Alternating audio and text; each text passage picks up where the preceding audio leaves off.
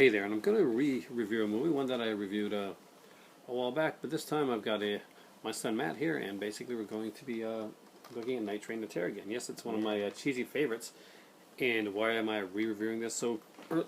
Because I want to get a new perspective on it through Matt's eyes, who hasn't seen the movie in a few years. Yeah. So this was of course, this is the Vinegar Syndrome Blu-ray edition of it. Yep. And I gotta say, I strongly recommend Vinegar Syndrome. They do a great job of the presentation of the film. There was a little glitch at the end, but I'm not sure. Yeah, that was a weird glitch. I don't know if you noticed the last time you watched it. I didn't actually, but I'm not sure if that glitch was really there. I'm not sure if it was. It was weird. The audio just cut out at a point. There was for a few seconds. I'm pretty sure it's not supposed to happen. There were two people having a discussion. But let's get into the film before we do that. So we'll get to that afterwards. Yeah. Okay, the presentation of the film overall, picture quality was great. Yeah, which is good because that's one of the things this film does well. It's got really good effects.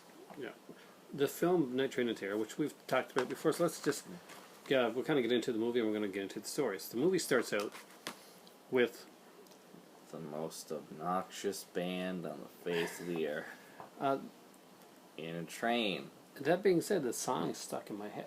Oh, it's obviously stuck in your head. Do you want to dance with me? Dance with me? I do. It's one of those movies. And so, God and Satan are on a train. Yeah. And there's a creepy conductor that... I don't know who he is. He just kind of goes around. He's like, "This is Satan's train, or God's train, not sure."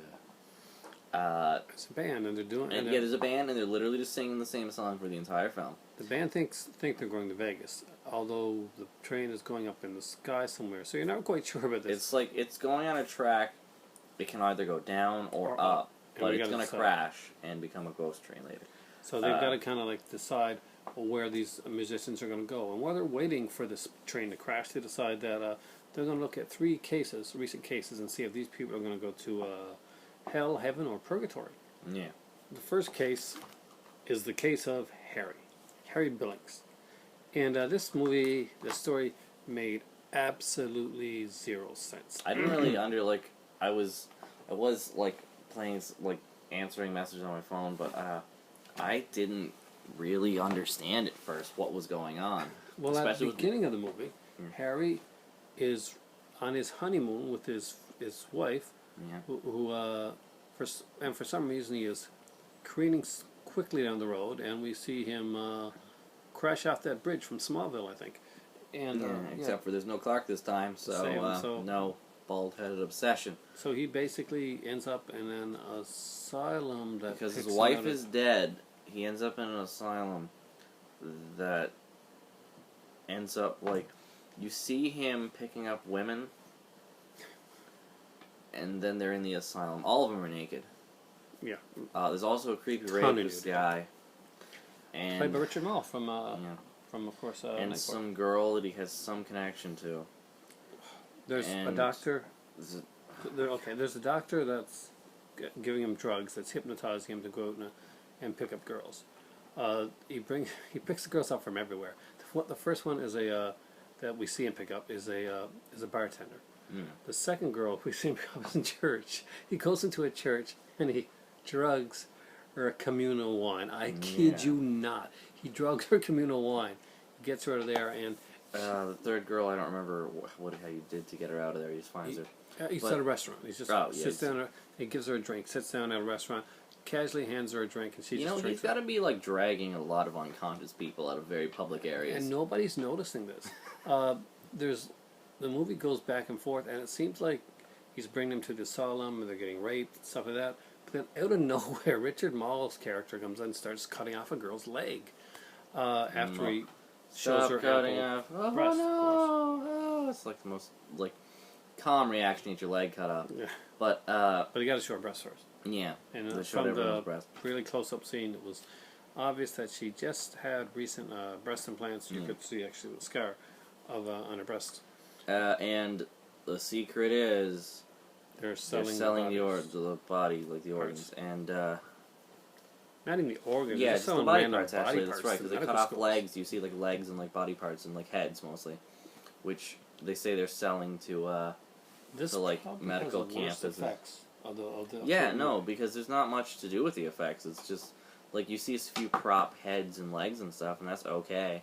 But the movie itself, the story itself is actually the most. It's fairly cohesive for what it is. For what, like, compared to the rest of them, yeah. Anyway, let's get to Greta. Oh yeah. So Greta's about way too long. Yeah, Greta's about a girl who is working selling popcorn, but she's also a very good musician. So a guy... We know this because later on in the film she plays Twinkle Twinkle Little Star on an electric keyboard. Yeah. Oh, and she also once plays piano a little bit with ice cream in her hand. She's kind of like tapping things. Yeah. And this guy gives her $400 to sleep with him. And she does that because, yeah. And then it also says that she wants to be... An actress. So she becomes a porn star. Yeah. And then a guy from a college frat club in his goes to have a beer at the, I guess, weekly frat porn club and falls in love with her instantly. Yeah. And he's like, oh no, these people are, I can't believe these people abused her and put her into porn. Nothing says love at first sight like watching a girl getting banged by a porn star. And man, was he like a creepy looking one too. But he wants to get revenge, so he joins a super evil secret club. No, her old boyfriend wants to get revenge. Does he? Yeah, so that why does he make them join a club? So he makes them join this death club, and basically the death club is like if they're going to get blessed with death. First, we see this really cool stop motion animation, kind of. Yeah, this like flying ant type thing. I gotta say, as cheesy as it was, I really like that effect. Yeah. The sting, I love that. Yeah, that was pretty good. Then we see the electric death. There's no consistency with, although there is a narrator throughout this film. The film itself has no consistency with what the narrator is saying. The first one they see, everyone's fine with it and cool, and they're like, "Oh, that's pretty cool." The second one they see, she's suddenly got her hair cut off. Yeah, she like got very short, very very short. She's laughing, like when someone dies, she's laughing and she's like having a fun time with it. She's like, yes, laughing, it's crazy and stuff. And then the narration says she hated every minute of it. She couldn't do it ever again. She told her old boyfriend she hates him and she was gonna go get married to that other guy who said some bad things about her earlier, actually. So and now her hair's back all of a sudden. Yeah, and they pull a gun on this couple. No, first they find them in bed, so the guy uses his karate to fight them off, but they have a large net, and they throw it over him, and he can do nothing anymore. So they bring him to the place, and they play Sleeping Bag, Drop the Wrecking Ball. And it just ends. No, it just ends. Someone dies, and it just ends. And then they say... And they're like, oh, she went on and had a happy life. And got married. And, yeah, and the devil's like, oh, I wanted Greta. Oh my god, not Greta. Not Greta, I really wanted that. And I gotta say, right now, those guys playing God and the devil are incredible. They are really great actors that are way better than this material. The third story, what the fuck? Third story. Richard Moll's back again, I guess, and he's playing an author, and so he's got longer hair. I should like, as good as those actors are. The Satan and God, the introduction to the second story is like, oh, you think musicians are cool, huh? Well, look at this musician, and the story had nothing to do with her musicianness. It had more to do with the death club. This story was, oh, you think she's all like this girl is all like this really devout Catholic girl's all into you? Well, look at what she's really like. So she has nightmares about a Nazi-like guy who she finds out is an immortal servant of Satan. His name is Olivier, and he has nothing to do with the actor Olivier in any way, shape, or form. He is a very androgynous character. It looks like he escaped from one of those Hammer films, one of the late Hammer films, when they were taking on these really pretty body characters. I gotta say, Richard Moll plays an author that wrote a book called God is Dead. That's a subplot, because, anthology horrors need subplots. in their stories. Anyway, there's a lot of practical effects in this one here. Oh yeah, this one's really good. Really dug the effects in this one here. Whoever did the effects in this did a pretty damn good job, and I think it was probably a name. I'd have to check that out, but it looked really well pretty done. Cool. The super evil demon.